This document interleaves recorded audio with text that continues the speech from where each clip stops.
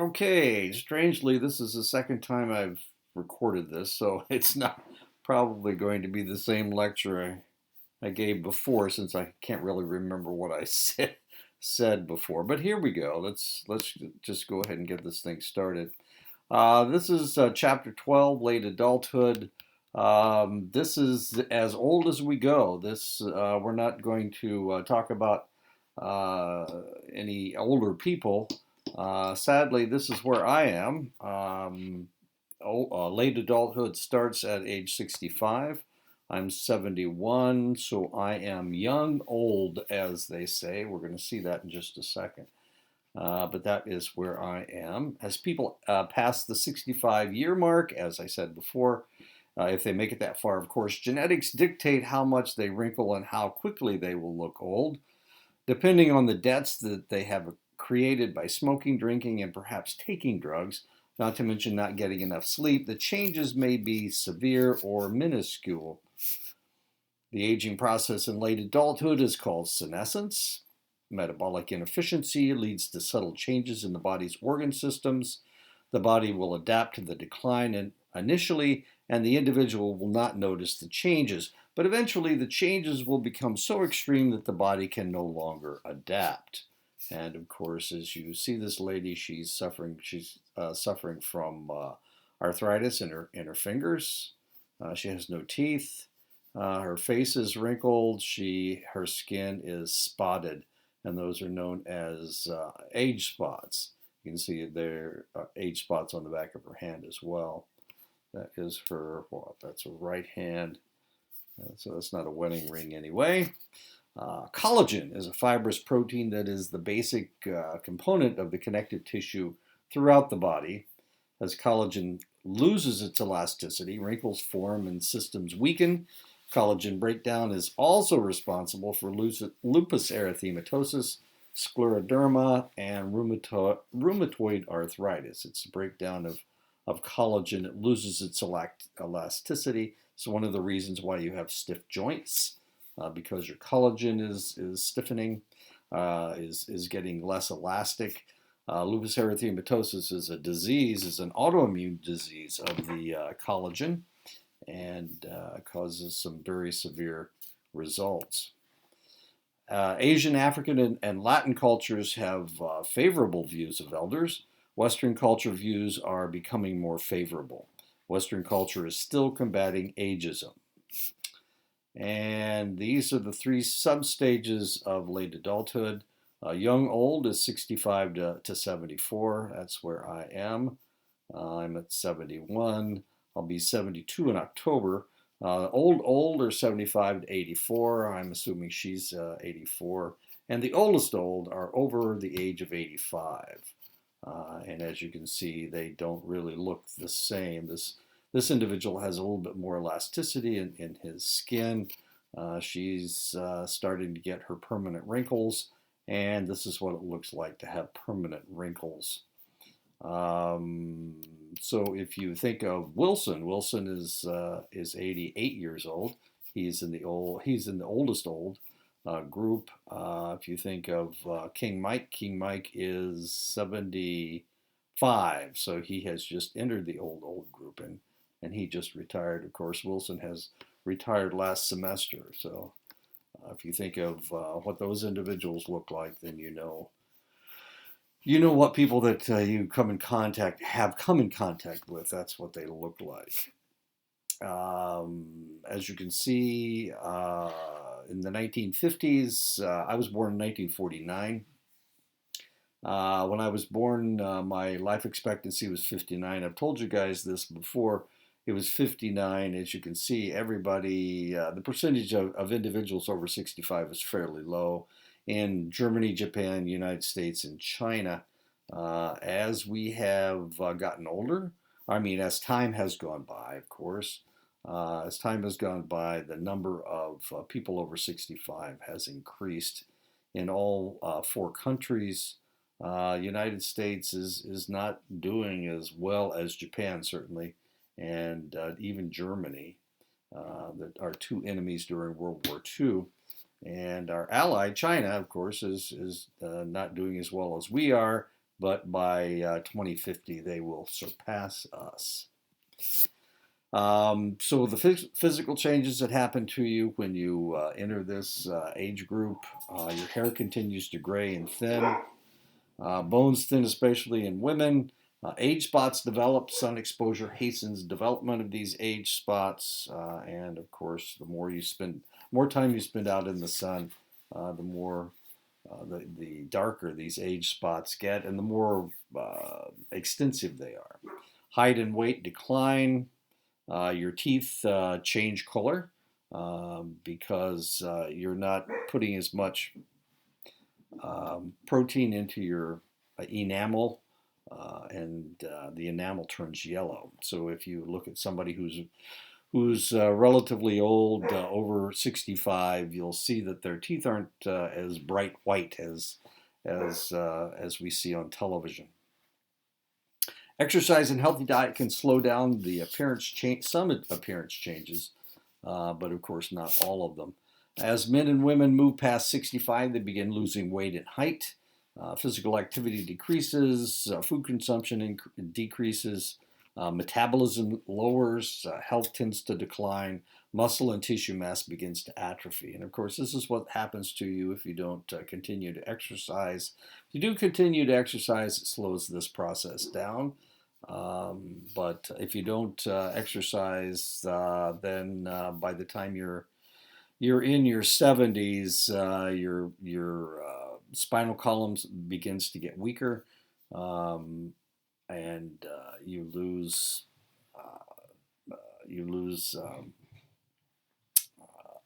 protein, and this is what happens to you. You get weaker, and of course there is a problem. There can be a problem with this. We'll talk about this in just a second. There can be a really serious problem with this if your spinal column gets weaker and weaker and weaker, if you develop osteoporosis. It is not uncommon for people over the age of 65 to lose all their teeth. With the depletion of the immune system, periodontal disease and gingivitis are not rare among the elderly. However, much of their dental problems are due to poor dental practices of the past and neglectful individual practices. And so this is something to remember as time goes by.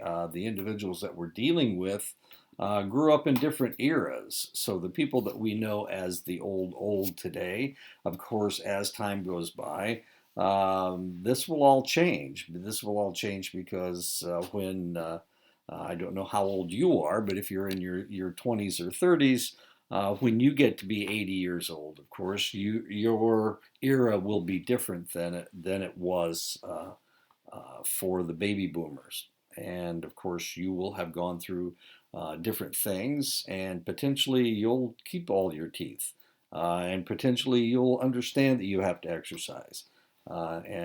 So losing all your teeth will not be as common with your generation as it is with the baby boomers. The individuals that lived through the Depression back in the 30s, these individuals are probably the ones that we're really talking about, the ones that are in their 80s and 90s. These individuals did lose their teeth, and a lot of it had to do with the fact that they lived through a very traumatic time when there wasn't enough food and they weren't getting enough protein. They were eating a lot more fat to take in as many calories as possible, and so that generation grew up with different nutrition than people today. In old age, muscles atrophy and bones become brittle. Muscle elasticity is reduced, causing stiffness. If the individual suffers from osteoporosis, scoliosis, which is an S-curved spine, this is scoliosis right here, and kyphosis. Kyphosis is humpback posture. This is kyphotic spine is one that, because it loses its elasticity and it becomes more brittle, then this posture is normal for this select individual. Now, there's a problem with the kyphotic spine, and the problem is that as you bend over, and this is an abnormal posture, and you can't straighten up anymore, then you're putting more pressure on your lungs, And when people get very severe, this can be a very serious problem. Their lung capacity decreases. Eventually, if they bend over too much and they put too much pressure on their lungs, they will start developing respiratory problems. And one of the respiratory problems is that they're very susceptible to pneumonia because they can't clear their lungs like people who are standing up straight. This is the way you're supposed to stand up. So this is one of the things you probably should think about is standing up as straight as you possibly can to give your lungs the greatest possibility of being able to breathe. My wife has her brother-in-law has kyphosis, and it's relatively severe. As a matter of fact, it's genetic in that family. The mother of this individual couldn't raise up. She was almost bent in half, and of course, when that is the case, the lungs become weaker and they become more susceptible to pneumonia. And of course, he is in that situation now. He's bending over farther and farther, and he can't clear his lungs as well as he used to. Overworked joints tend to wear out, and by the time people are in their late adulthood, the wear and tear becomes obvious in the form of arthritis and rheumatism. If the joint degenerates too much, it might have to be replaced, but only major joints like knees and hips are the ones that you replace. We don't really replace shoulder joints, but this is, as you can see, this is a knee that has been replaced. And this is a hip that has been replaced. Now, this is really kind of an interesting x-ray because if you look at the other joint, the other hip joint, you can see that this one is really degenerated, that this one will have to be replaced as well. The interesting thing about my wife's family is that she has had both of her hips replaced, my wife has, and her cousin has had both of her knees replaced. So there is some degree of degeneration, and probably some of it has to do with genetics. But this is what my wife's hip looks like, and this is what my wife's cousin's knee looks like. And of course, in this case, you can see there's a bulging right here. That this is all arthritis. This is very arthritic. This individual will need both the second hip replaced. That is her. Let me think. That is her. This is her left hip, and that's her right hip. So she'll need her right hip replaced. Another joint problem is gout. Gout is a problem that I've had since I was 18 years old. Gout is caused by a metabolic disorder that allows uric acid crystals to form in joints. And this is what gout looks like. This is a normal joint, as you can see, and this is what a gouty joint looks like. And you can see he's got gout all the way across his feet. He's also got arthritis in his toes, and these are some pretty nasty looking toes. This is the way your toes are supposed to look. You can see these two are pointing in one direction, and this one's pointing off to the right. And the little toe, well, it's not so bad. But these two look like they're fusing together. You can see that they're pointed. So if you saw this foot, you would go, wow, that's not a very good looking foot. Gout can form anywhere, but normally forms in the feet or the ankles. It is most commonly found in the joints of the big toe. It's this is his right foot, and this is his right foot. Yeah, that's very common for the right foot to have this problem. Now, one of the interesting things looking at these two x-rays, because of the problems with his joints, they had to shoot his x-ray hot. And as you can see, it's a lot brighter than this x-ray right over here on the left. They had to use a stronger x-ray in order to get all of these features to show up.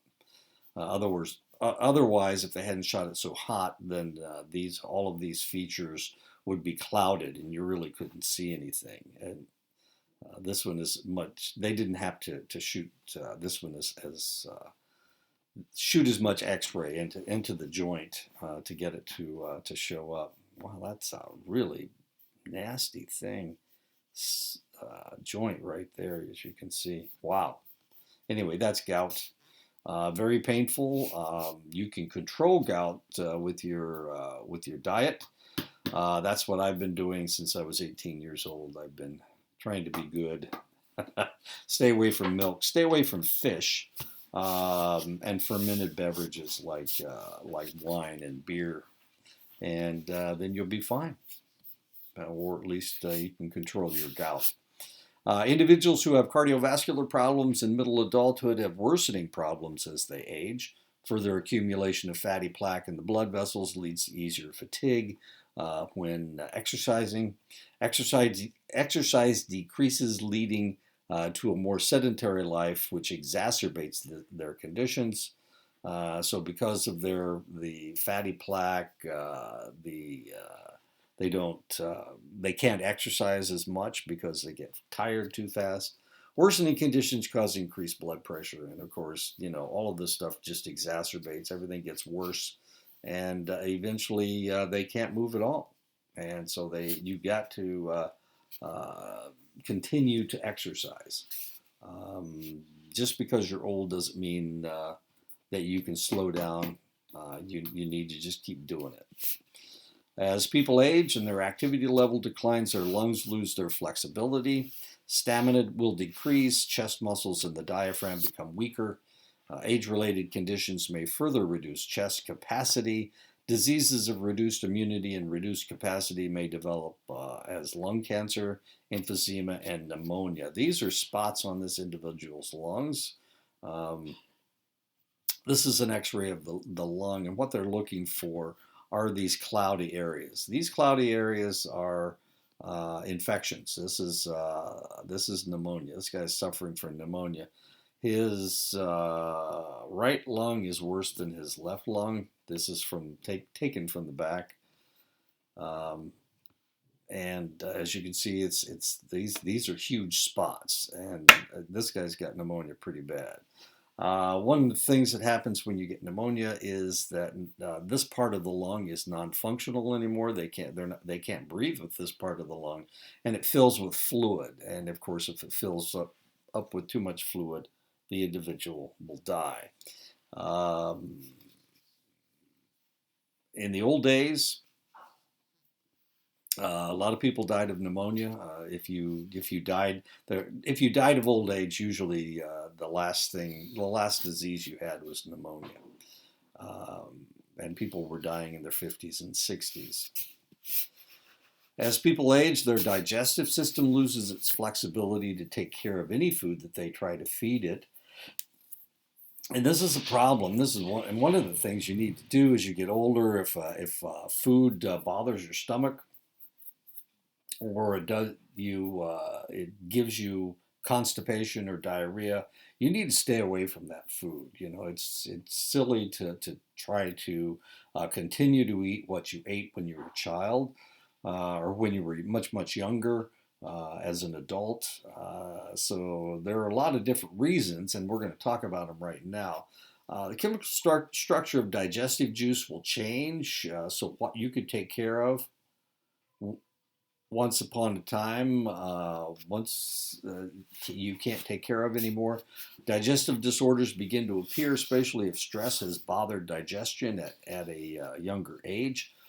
Constipation will occur. Constipation is where you get a blockage. It's not really a blockage. It's just the fact that you're not evacuating your digestive system like you used to. If you haven't had a bowel movement for 2 or 3 days, then this is known as constipation. Maybe the stool is hard, so hard that it's difficult for it to pass through your colon out of your system. A hernia, you can get hernias in your lower abdomen. Gallbladder problems, and we're going to talk about gallbladder problems in a minute. Gastritis can be caused by eating the wrong foods. Of course, your digestive juices have changed. So this is something that you need to think about. And diverticulitis, and this is what diverticulitis is. It's where you get these sacs that in your colon, and it causes a great deal of pain and gas. You know, we try not to talk about these things because they're embarrassing to talk about, having gas and being constipated or having diarrhea. But the reality is that you need this needs to be normal. My sister died of cancer, but she had lots of physical problems, and the reason she had physical problems is because she didn't exercise. She was in her 50s. She didn't exercise, and all of a sudden she came down with cancer. When they asked her about her bowel movements, she didn't know what a normal bowel movement was, and it turned out that she'd been constipated most of her life. You got to move this stuff out of here. I mean, you got to get rid of this stuff. How do you do that? You need to move. You need that stuff to move out of your system. You need to drink water. Water will help lubricate the stool through your system. You just need to you need to eat a high fiber diet, which cleans out your colon. That stuff moves through your digestive system fast. And if you have a problem, then you need to be aware of it. Her problem was nobody had ever talked to her about how many times she was supposed to poop in a day or in a week. That this poor thing, she had very poor bowel movements, and eventually it killed her. There's a reason why older people discuss their bowel movements. It's because the lifestyle reduces movement. Bowel regularity is reduced because of a more sedentary daily routine. The result is problems of the colon and the rectum. We've already talked about constipation, where the stool's not moving through your system. Hemorrhoids this is what a hemorrhoid looks like. This is the muscle gets weaker. It can be genetics, but it gets weaker, and so instead of having a straight anus across here, where where the rectum is inside your body, it starts pooching out of your anus. Now this is not a good thing because this can become red and raw. This is mucous membrane, and because its mucous membrane is fairly delicate, it's covered with mucus, and because of that, this will weep into your underwear, and it can cause it can cause unsightly uh, problems. This is where it has actually died. This is uh, this is a really severe case. If this is the case, if you're getting if this is pinching off to the extent that this tissue isn't getting any blood flow, then this will die. And if that's the case, now you got a really serious problem. So if you've got hemorrhoids, you really need to have them taken care of before this happens. This is okay. This is still healthy tissue. The hemorrhoids aren't dying. So one of the things that you need to do if you have hemorrhoids is to push the mucous membrane back up into the rectum, up through the anus. The anus is a sphincter, so it pinches things off. If this comes down below the anus, then this area can potentially be pinched off and dies, and you certainly don't want that. So what you need to do is push this hemorrhoid, this tissue, back up into your anus, so it can stay healthy, so it doesn't get pinched off. And that's a hemorrhoid.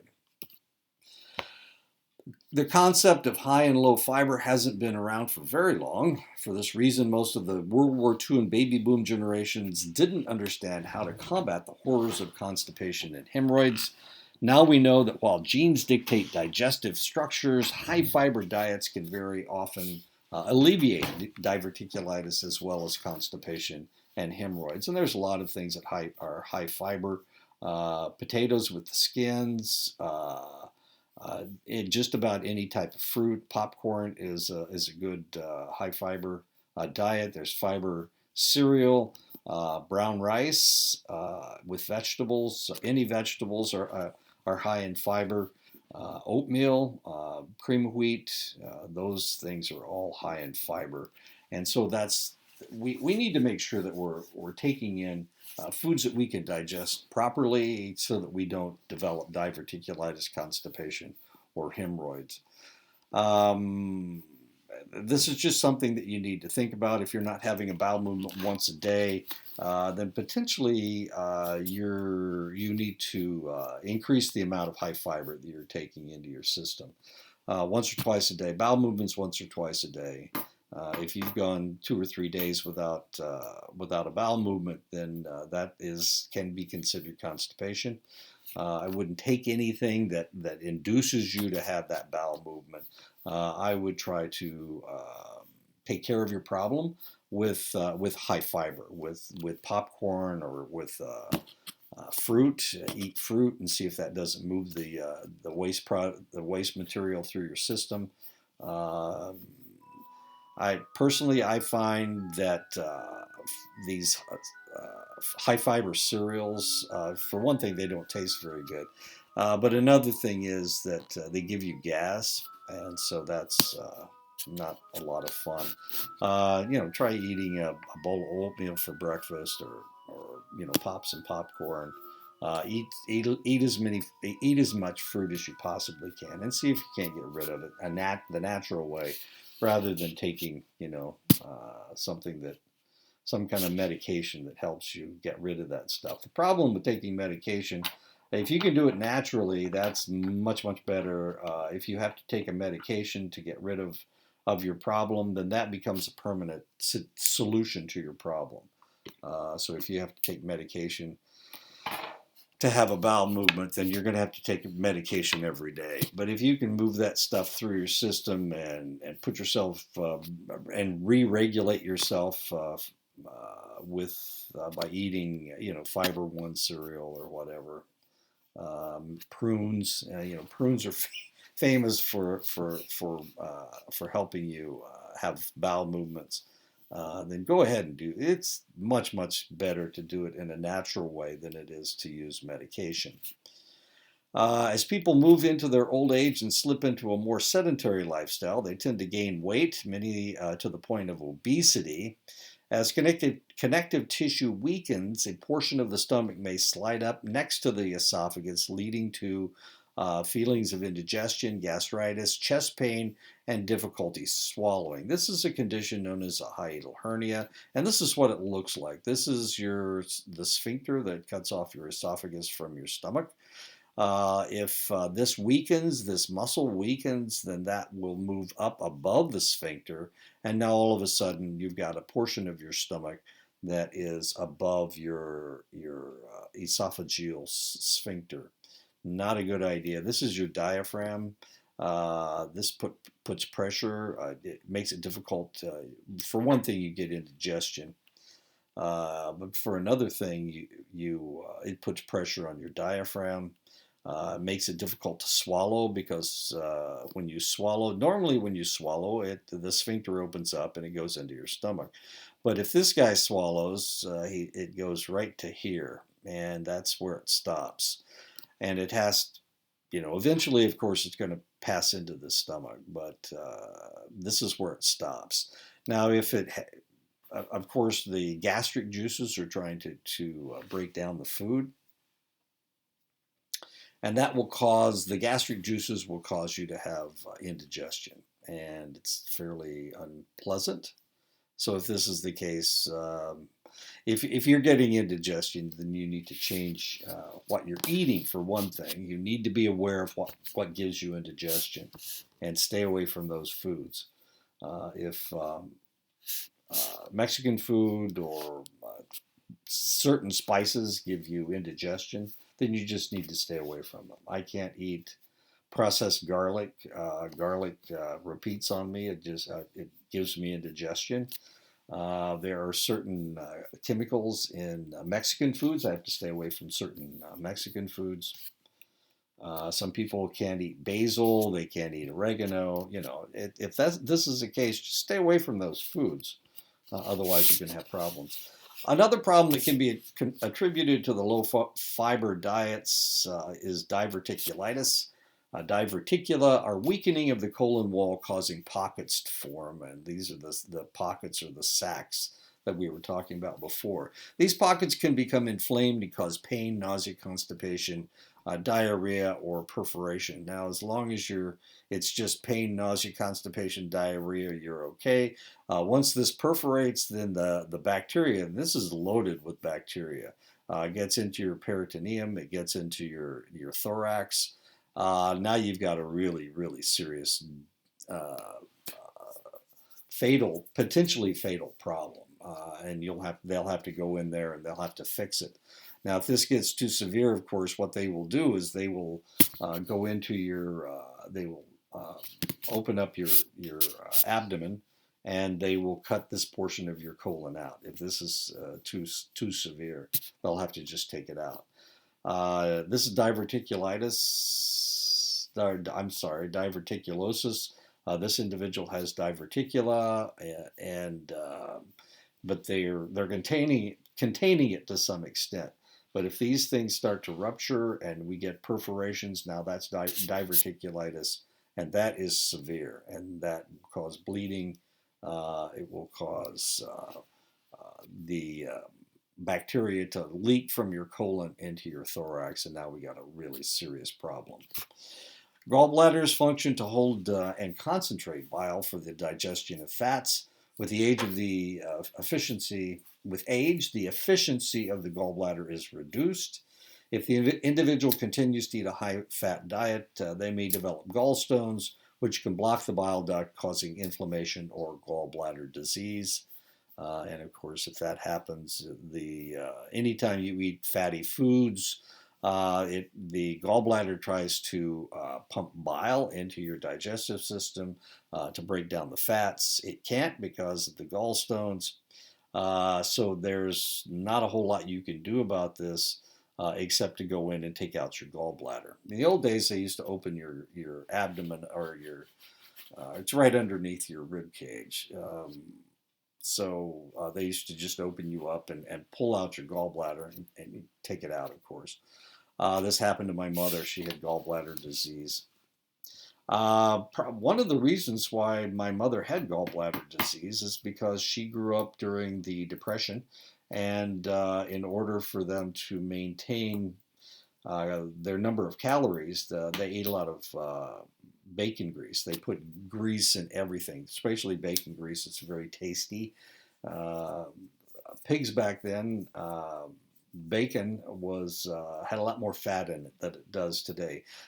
Bacon tends to be relatively lean now. Before, if you could see any meat in your bacon, then that was a pretty good deal. A lot of bacon, it was just fat. It was just smoked fat, and that's what they called fatback.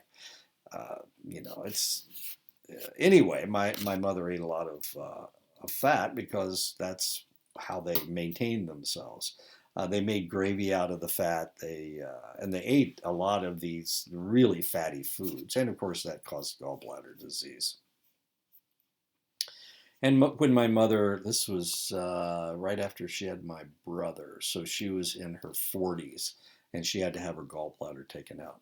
Now we don't even cut them open anymore. We just make 3 little holes in your side, and we cut the gallbladder up and pull it out through those little bitty holes.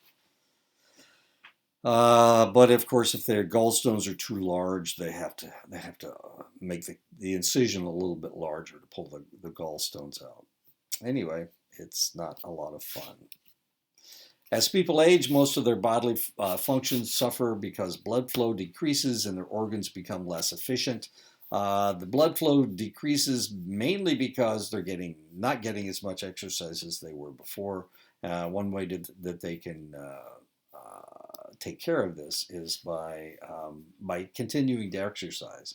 But if they don't, then all of these muscles weaken. They get less blood than they had before, so everything changes. Sometimes the individual may lose their bladder control and suffer from involuntary leakage, a condition known as incontinence. And this can be a really serious problem. Most common genitourinary problem for men is an enlarged prostate. Your prostate is a reservoir for fluids that become part of your semen. In other words, this has to do with reproduction.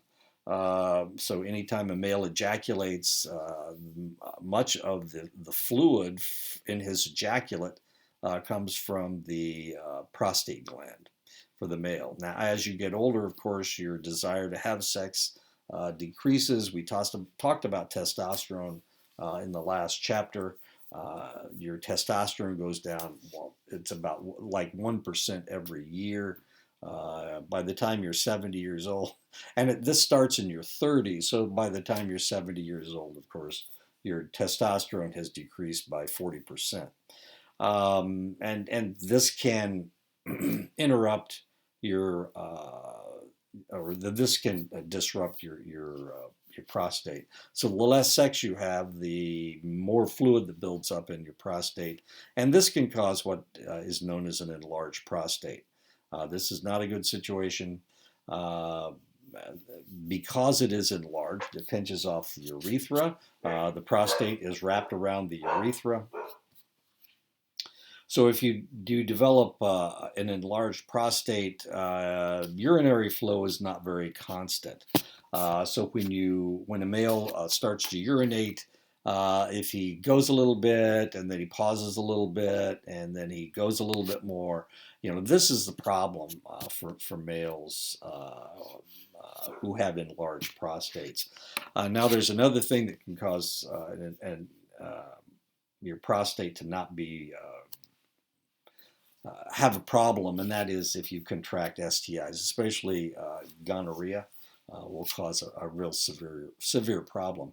As a prostate encircles the urethra, enlargement leads to a blockage of urine flow, and it can be a problem. Urine flow problems can lead to increased bladder infections, of course, and this is a serious problem for males over 65. I was talking to my doctor a couple weeks ago, and he was saying, in order to check your prostate, you can take a blood test called a prostatic specific antigen, or PSA, and that will tell you whether you have a problem with your prostate or not. And I said, I'd like a PSA, and he said, we don't do that anymore for men over 65, and the reason is because men over 65 aren't having sex as much as they were before, and everybody has enlarged prostates, and so we just don't do it anymore because we get high results, and we're not going to do anything about it because enlarged prostate, this can turn into prostate cancer is the problem. This is what you want your prostate to look like, but an enlarged prostate can turn into prostate cancer, and then your urine flow is disrupted. So the assumption is that as you get older, you're not going to have sex anymore, and you're going to have an enlarged prostate, and it will turn into prostatitis, and maybe it'll turn into prostate cancer. And a lot of people do die of prostate cancer. Either because they have been abstinent for an extended length of time, or that they have contracted STIs, sexually transmitted infections, especially, as I said before, gonorrhea. Despite the troublesome prostate gland, women tend to have far more urinary problems than men do. Part of the problem has to do with the shorter urethra and proximity of the vagina. Bladder infections may lead to inflammation of the bladder, a condition known as cystitis. Other genitourinary problems that women may have include infections in the vaginal area, prolapsed uterus, and cancer of the vulva or the cervix. As the individual ages, there are significant changes in the central nervous system. The speed of nerve cell transmission slows. Brain and nerve cells diminish in number. More sedentary lifestyle leads to a decrease in oxygen transport to the brain. Reaction time decreases. So as you can see, the less you exercise, the more problems you're going to have. You can fight this off by continuing to exercise as you get older. Because of the decreased reaction time, perception, memory, and some reflexes are affected. This is especially true when you're driving. The decrease of oxygen to the brain can also lead to sleep disturbances, memory problems, general irritability, and insomnia. Vision tends to decline as people reach late adulthood. A greater threshold of light is required to stimulate the retinal cells. Acuity decreases due to changes in the lens, pupil size, and the ability to focus. Decrease in the ability to adapt to light and dark is a problem. This is what it looks like. This is what it's supposed to look like over here, and this is what it looks like for some older people. Looks like they're eating worms and peas. I'm not sure what that is. Let's pretend it's carrots, okay? Carrots and peas. And this is the meat. Anyway, he's pretty happy about the food, but I'm just wondering whether he sees this way or whether he sees this way. Eye disorders that affect late adulthood, floaters in the visual field, and these are floaters right here. This is what a floater looks like if you're too young to have floaters. I've got floaters in my eyes. Not right now. I can't see floaters. I would turn this on. I don't think this works.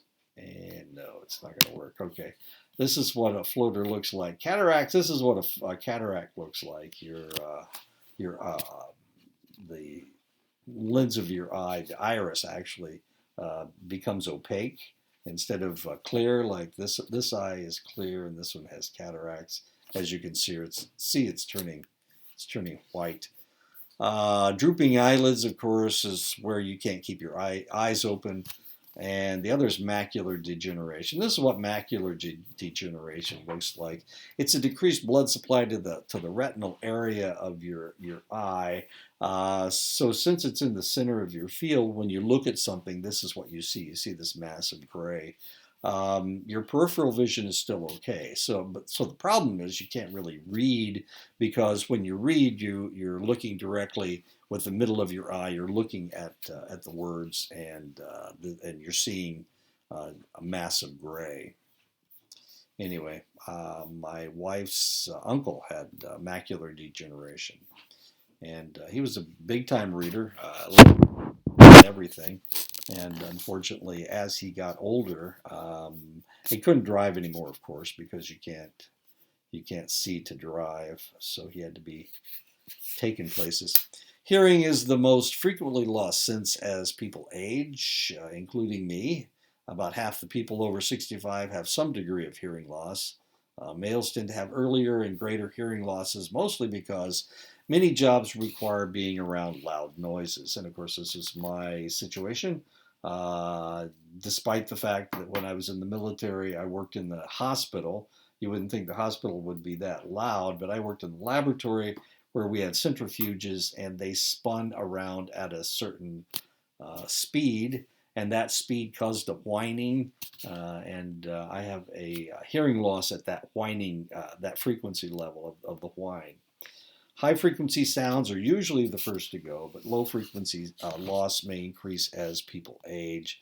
I also have tinnitus, which is a constant ringing in the ear. My right ear is worse than my left ear. So when I answer the telephone, if I put it up to my right ear, a lot of times I can't hear very well, so I have to use the left side. Now this gets to be a problem in the car because I'm in the United States and we have our steering wheel on the left. Somebody sitting, usually it's my wife sitting next to me in the passenger seat, is speaking into my right ear. And of course there's background noises and there's all kinds of other problems, but I can't always hear what she has to say. And it kind of irritates her when she has to yell into my ear in order to get me to hear. For most people, their sense of taste and ability to smell declines with age. Taste declines because of the loss of taste buds, which forces the individual to overseason their food in order to improve the taste. In a like manner, the odor receptors in the nose decrease in number. This can lead to not being aware of their own odor as well as not detecting smoke from burning food or unpleasant odors that permeate their house. And of course, there's a joke there. This is what Keanu Reeves said in his first movie. What if old people smell normal and we are the ones who smell funny?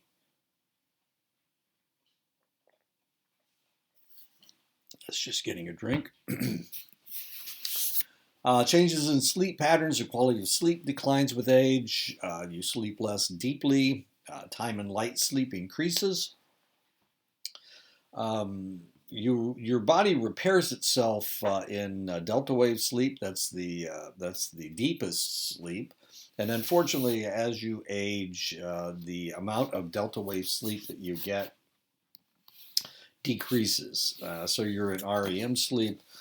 Sadly, when you're in REM sleep, you're fairly easy to wake up. So if there's a noise while you're in REM, you're more likely to wake up and have a difficult time falling back to sleep. Sleep apnea is a common sleep problem. It can be treated with a CPAP device. Psychological issues can also impair sleep. Now that we're going through COVID, of course, depression is relatively common. People seem to have more anxiety now. This may be one of the reasons why we're having so many shootings in the United States because of anxiety and, of course, other medical conditions. So, psychological problems can cause people to lose sleep. Though most older individuals have one or more chronic conditions, they are in relatively good health. The most common complaints include cardiovascular disease, of course, hypertension, arthritis, hearing impairment, cataracts, glaucoma, lower back pain. Of these, I had a heart attack in 2010. I have hypertension, and they've been treating it ever since 2010. I have arthritis in my knee. My right knee. I do have a hearing impairment, of course. That is my right ear. I do not have cataracts. I do not have glaucoma. But it's kind of painful for me to bend over. I've done a lot of I've lifted a lot of weight. Probably not the smartest thing to do, of course, and sometimes it's difficult for me to bend over and pick things up. Older adults are less likely to get acute illnesses, but I do exercise as frequently as I can. As a matter of fact, I ran 3 miles today, ran 3 miles yesterday. I played soccer with my grandson, and he kicked my butt, but I try to exercise. It's okay to sweat and it's okay to lose. So, older adults are less likely to get acute illnesses, but when they do, they tend to be more severe and last longer than with younger individuals. Because of this, hospitalization occurs more frequently. Common acute diseases may lead to a weakening condition that quickly degenerates into a life-threatening illness, and this is usually what happens.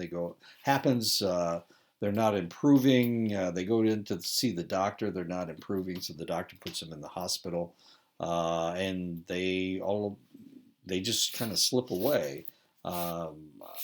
Because even though it wasn't a severe illness to begin with, of course, then they develop pneumonia because they're even more sedentary than they were before, and that's all she wrote. Exercise, diet, and health needs to continue to be top priorities through late adulthood. Because food may not taste as good to them, older people may start eating less or eating less nutritious food, preferring food with a stronger taste. If you're a vegetable eater, you know that the vegetables really don't taste very strong. Just ask my grandson, who hates to eat anything green because he says it doesn't taste good to him. Well, I like cauliflower. I like cabbage. I like that flavor. I like asparagus, but you know, Um, the reason I like it is because I put a lot of salt and pepper on it, I guess. So, but those are nutritious foods. But of course, you don't always eat nutritious foods. Pizza, for example, pizza has a pretty strong flavor. Anything but tomato sauce in it. Of course, it's not the tomatoes that have the strong flavor. It's the spices you put in the tomato sauce that gives it its flavor.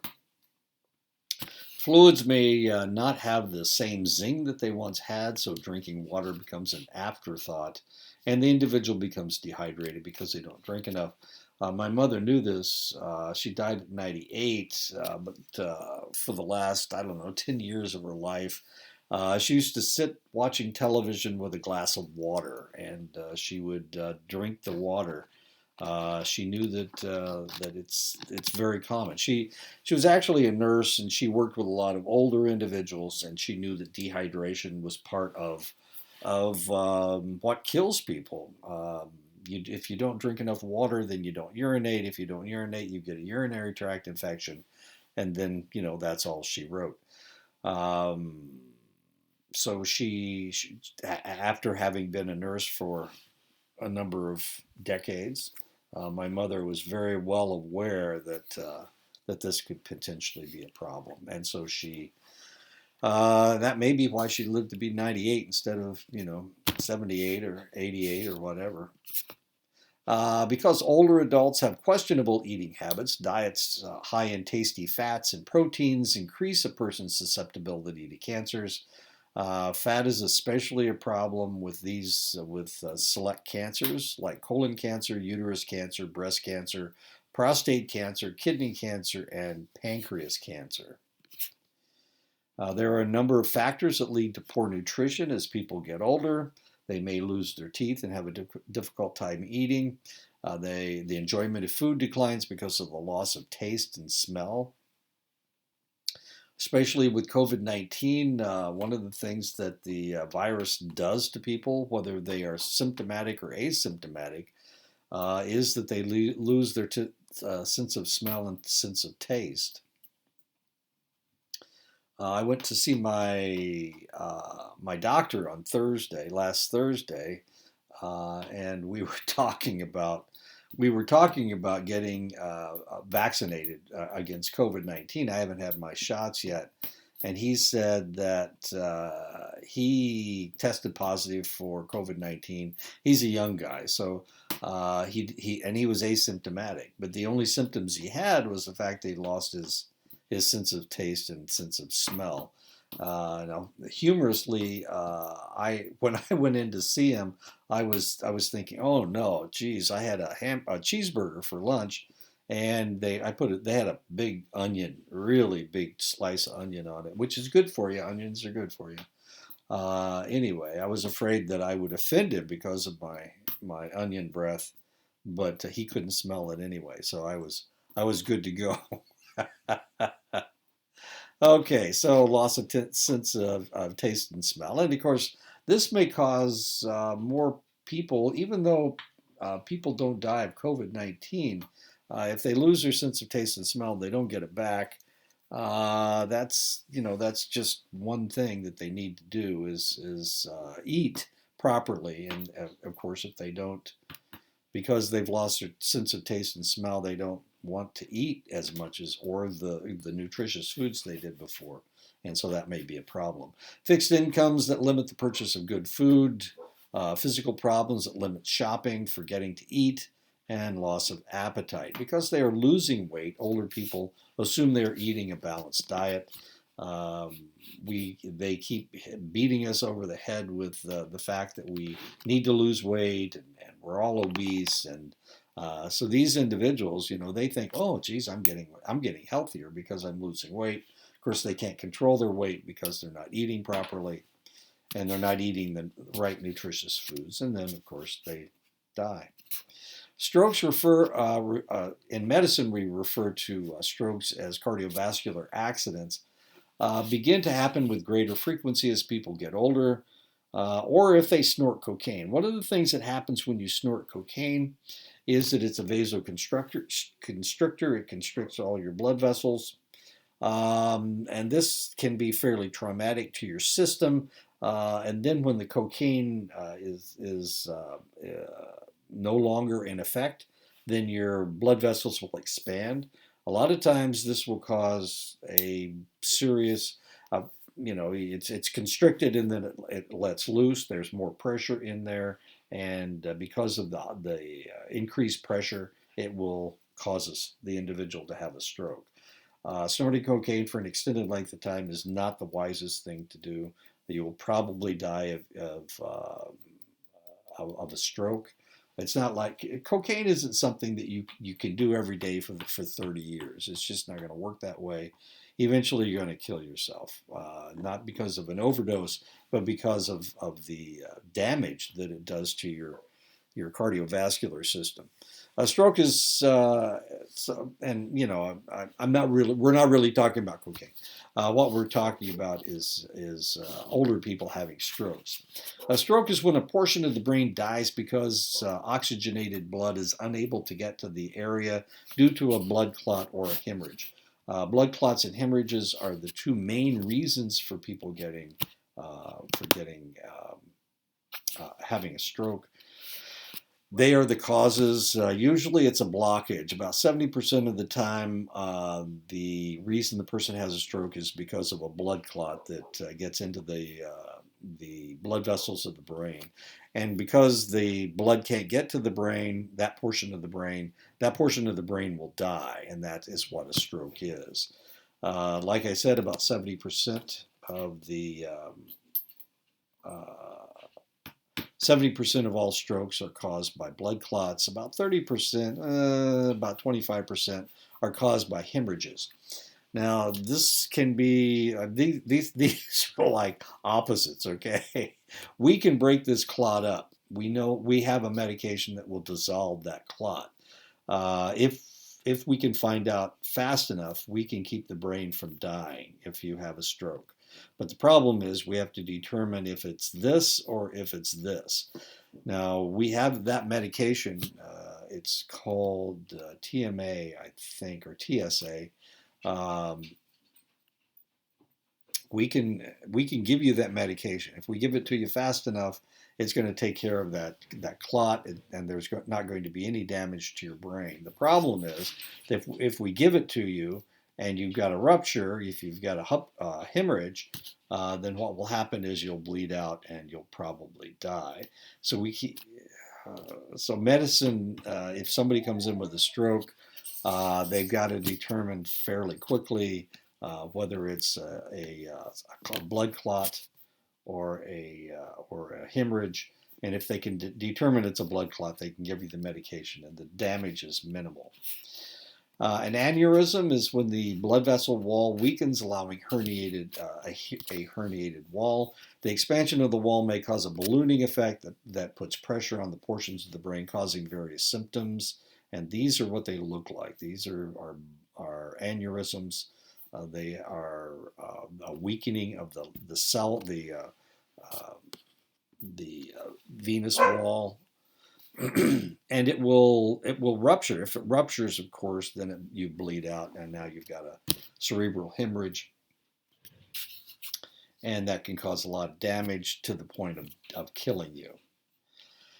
If detected, an aneurysm may be surgically repaired, but it's got to be in a place where you can get to it. If it's in the middle of your brain, there's nothing you can do about it. We can't cut through all of your brain and get to the aneurysm, because if we did that, we would make the individual. It's as bad as having that portion of your brain die. If not detected, or it's impossible to repair, and of course there are places that it's impossible, the aneurysm may hemorrhage and cause damage to the point of death. Usually when somebody dies of a stroke really fast, it is because of the hemorrhage, or because of an aneurysm that has bled out. And this makes a very large opening, and that can cause lots and lots of problems.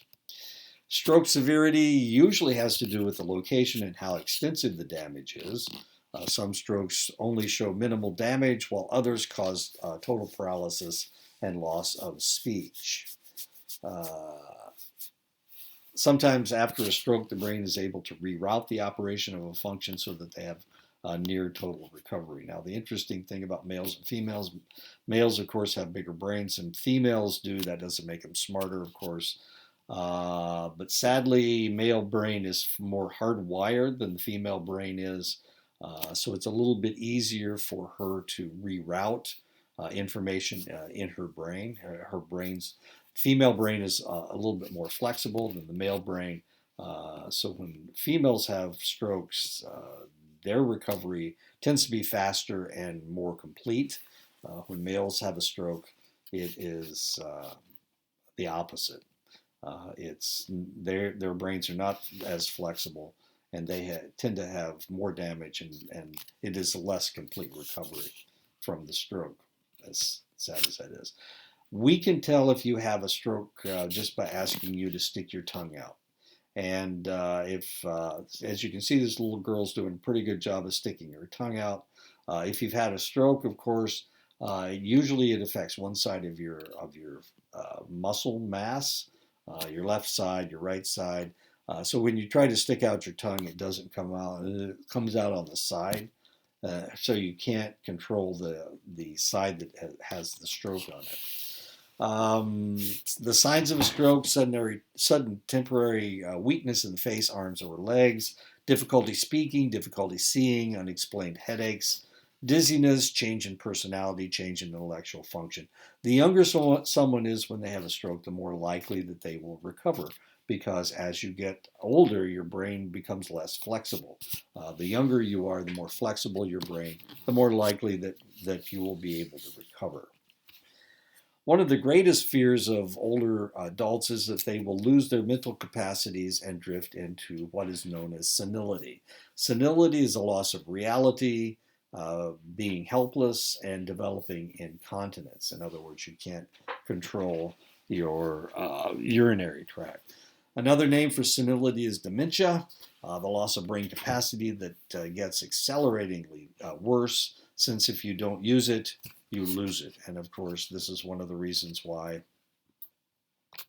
you need to stay mentally active. I have a sister who does nothing all day except knits. She crochets and knits and watches television. And this isn't an active thinking process. Watching television is not active. Reading is active.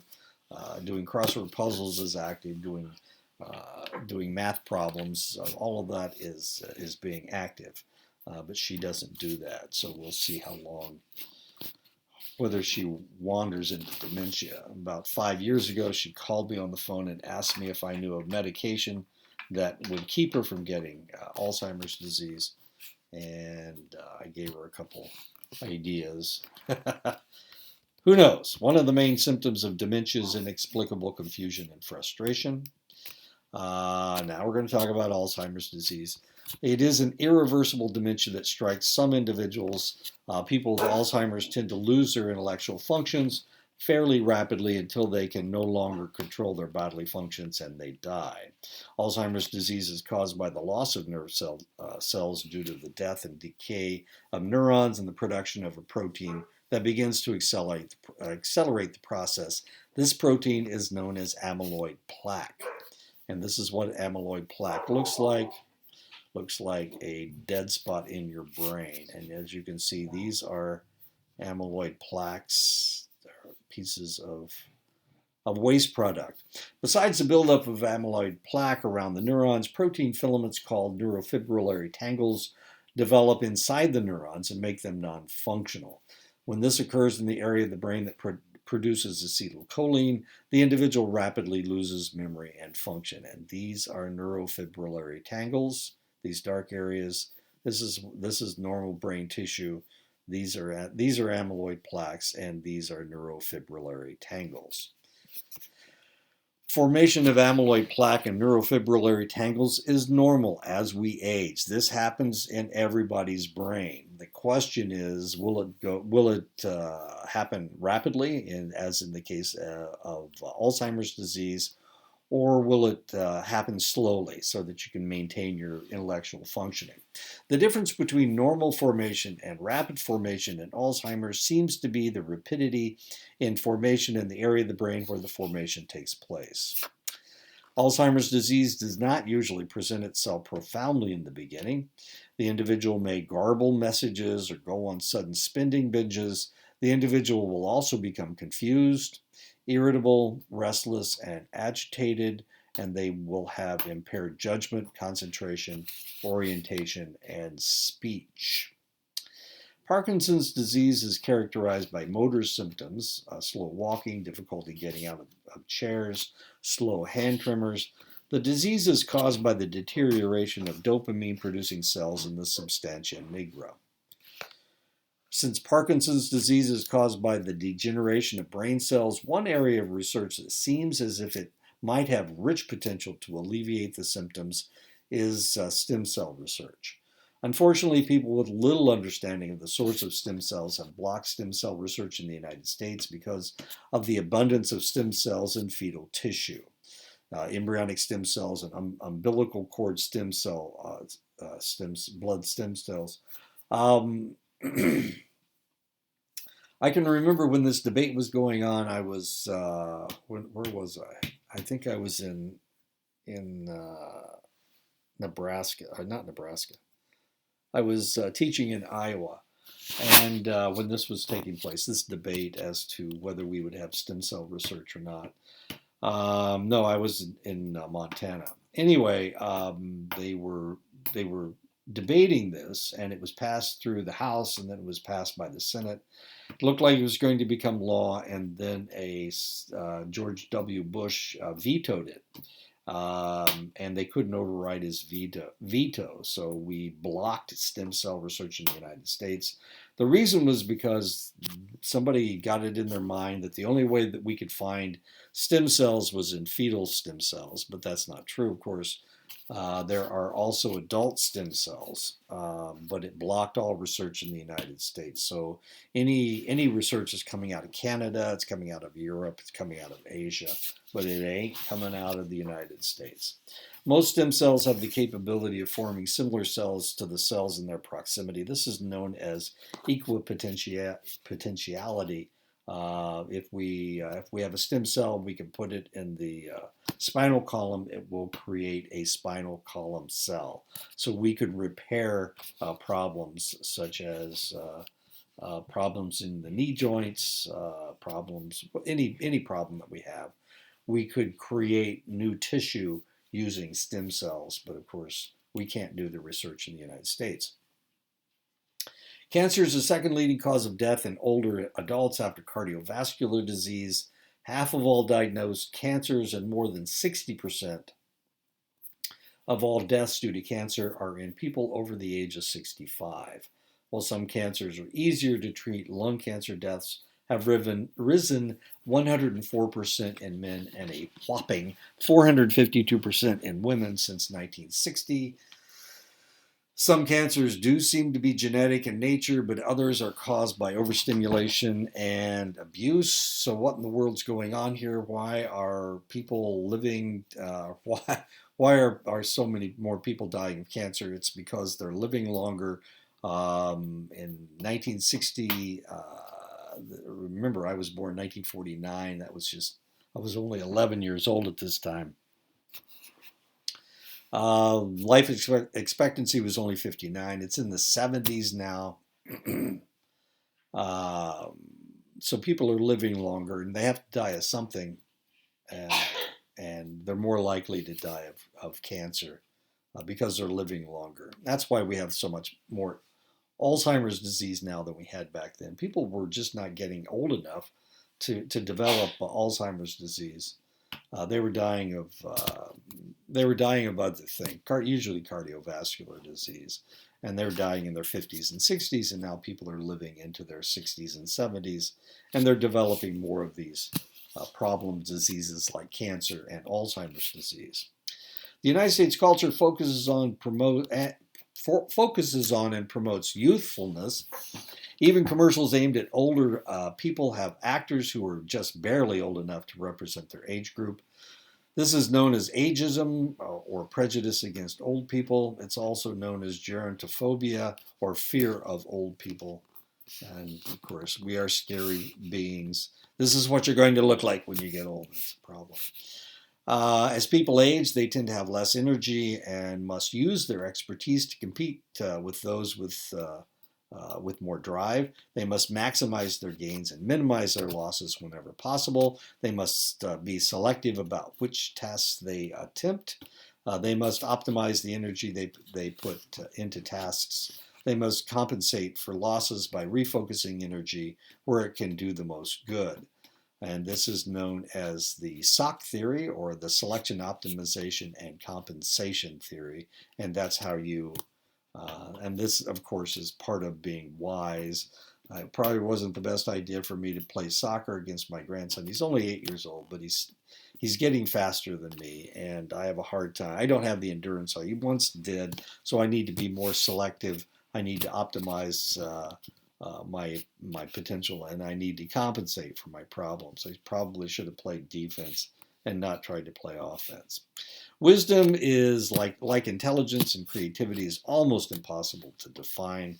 Wisdom seems to be a deep understanding of knowledge and one's limitations, an understanding of what is automatic and why, an understanding of what is known and what it means. The most frequent problem that you hear when you talk to people over 65 is that they don't remember things like they used to. Memory searches tend to take longer. The degree of slowdown tends to depend on the level of mental activity. The more cognitively active you are, the less rapid the decline. Episodic memory declines with age. Working memory involved with handling simultaneous thoughts. Source memory, the ability to remember where you heard, learned, or saw something. Explicit memory, information you purposely recall. This is the memory that you lose. Semantic memory, or general knowledge, remains intact despite an individual's advanced age. Procedural knowledge, such as driving a car or riding a bike, remain unchanged into geriatrics. Implicit memory, unconscious memory that guides our behavior and feelings, does not change with age. Primary short-term memory that allows us to consciously maintain information in our short-term memory does not decline with age. IQ scores of people in late adulthood show a steady decline. Problem-solving skills declines. Speed of performance declines. Verbal skills tend to show no decline. Further research seems to show that difficulty solving problems may have more to do with new and unfamiliar information. How do you program your VCR? Oh, wait a minute, we don't have VCRs anymore. How do you program your smartphones? Do you use all the functions on your smartphone? You know, it's the fact that things are changing over time. That's part of our problem.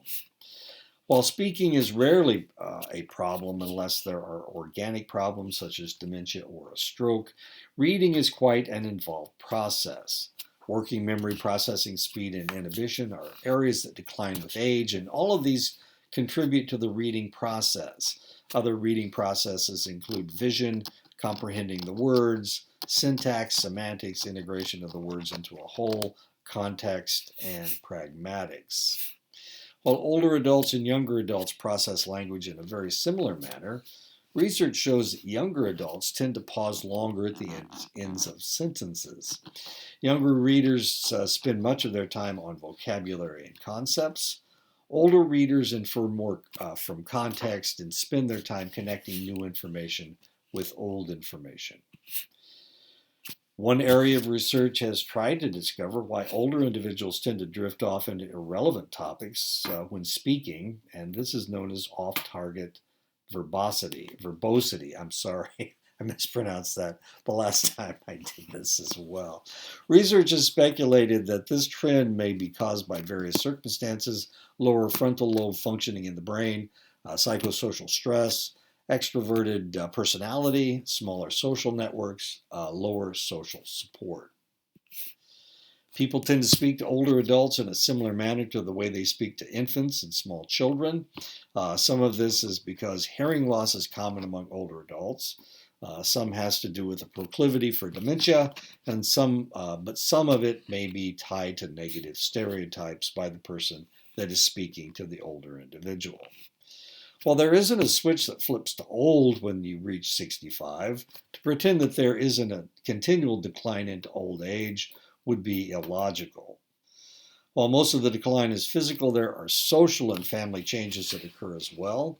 The individual will probably stop working at some point. I haven't yet.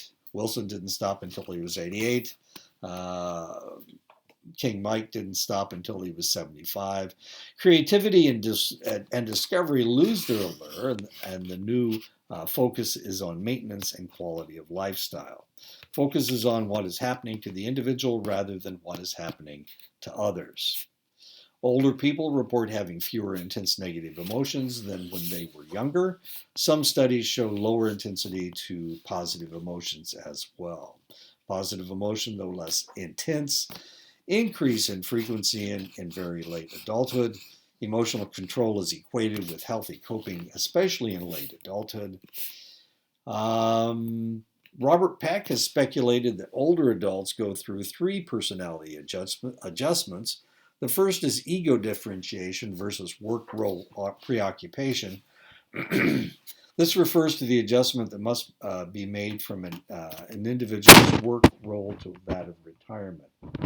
With retirement, the individual can't refer to themselves as what they do and now must adjust to identifying themselves in other terms. In other words, right now I'm a college professor. When I stop teaching college, I can no longer call myself a professor. I guess I could call myself a retired professor, but it's going to be different. When you're still teaching, of course, it gives you a sense of accomplishment. And when you stop teaching, of course, now all of a sudden you don't do that anymore. The second adjustment is body transcendence versus body preoccupation. As the body changes in old age, unless the individual allows themselves to age gracefully and accepts the changes, they will be distressed by who they become. The focus tends to change to the external rather than the internal. The last elderly change, is that right? Wait a second. Okay, all right, wait a minute. The last elderly challenge is ego transcendence versus ego preoccupation. This involves accepting one's impending death by living life to the fullest. This also involves trying to help those who will survive you. Researchers have identified 4 basic personality types among older adults: integrated, armored, defended, passive dependent, and unintegrated. Excuse me. People with an integrated personality are well adjusted and flexible in their approach to life. There are 3 types of integrated people. Reorganizers are very active and rearrange their lives by substituting new roles. Focused people reserve their energies for a few new roles. Disengaged have low levels of energy but are satisfied with their lives. People who are armored, defended, seek to gird themselves against anxiety and other threats against their well-being. They come in 2 types: those who cling to their middle-aged activities, including employment, past when others and continuing to teach, and those who withdraw from activities as a defense against old age. And of course, the reason I put these pictures in here is because this is what the individual looked like when they were in middle age. And this is him trying to maintain his muscle mass in old age. As you can see, he's still lifting, but he's not doing as well as he used to do. It was a joke. Sorry. Passive dependent people have a difficult time with others. Some establish a strong dependency for someone. Some are totally apathetic towards others and their surroundings. People who display an unintegrated personality are described as people suffering from dementia. They have poor emotional control, disorganized thought processes. Retirees obviously have more time for leisure activities than they did when they were working. Leisure activities for older adults tend to be less physical than the activities of a younger age. Religiosity is incorporating a spirituality with a social aspect of life, living their spirituality in a group context. As people move into late adulthood, their religiosity tends to increase. Women have higher religiosity than men do. African American and Latinx, I'm sorry, that should be Latinx, have higher religiosity than European Americans. They've changed it. They used to talk about Latinos and Latinas. Now they talk about Latinx, which includes both males and females. And that's the new way to write that. Okay, my wife went to church today. A lot more women in church than there are men in church. Women have a higher religiosity than men do. Religiosity is associated with better physical health, better mental health, longevity, better coping skills, greater sense of well-being. Someone has to go first. When a spouse dies, the surviving spouse has entered widowhood. More women are widows than men are widowers. Widowhood may mean remarriage, retraining or education for jobs, reentry into the workforce, participating in involuntary organizations and activities, devoting additional time and effort into parenting and grandparenting. The reason I have Scarlett Johansson here is because she's the Black Widow. It's kind of a joke, not very funny, ha ha ha. But there you go, Black Widow with red hair. When a person becomes a widow, they have the following needs. They experience bereavement and express grief. They explore companionship needs, especially if the death is the first adult experience in being alone. Dealing with good intentions of others, which is sometimes tough. I had a friend when I was working at Fort Belknap, and his 21-year-old sister was killed in an automobile accident. And geez, everybody and their cousin came over and told him that they were sorry that she died, and she died too young. And he got tired of it. He used to come and hide in my office because he knew I wouldn't harass him about his sister, and it just really bugged him.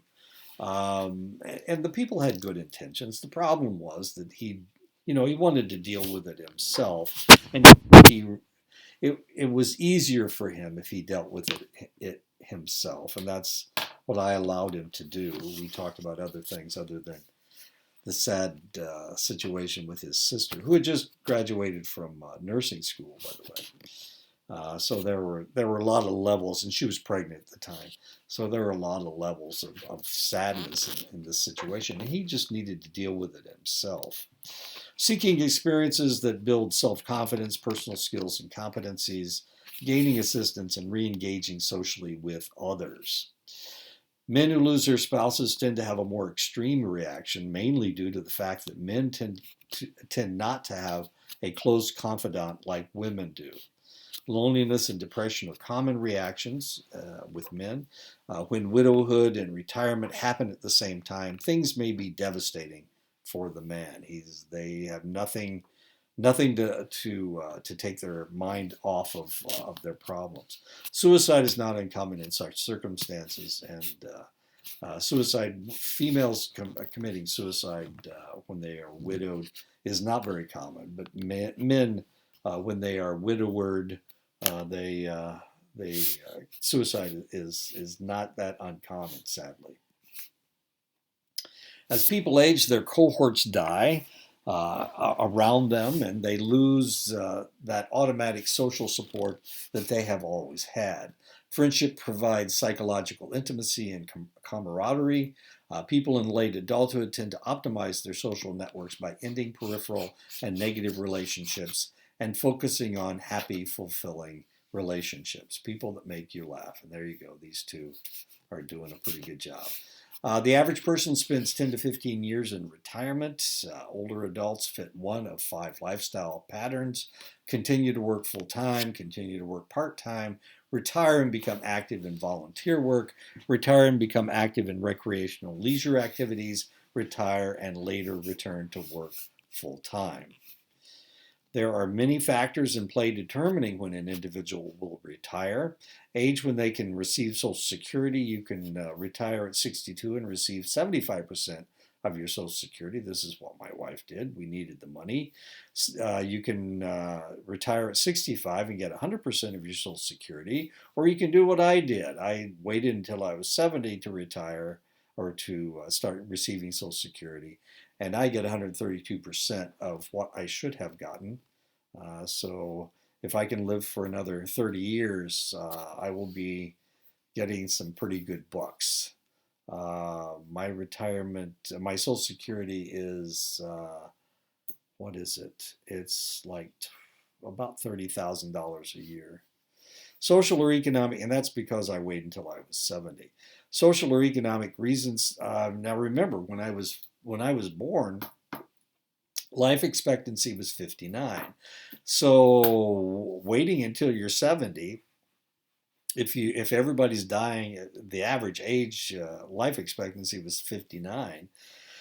Waiting until you're 70 was not a very good deal because you probably weren't going to last that much longer. But of course, my plan is to live to be 150, so or 130, 120.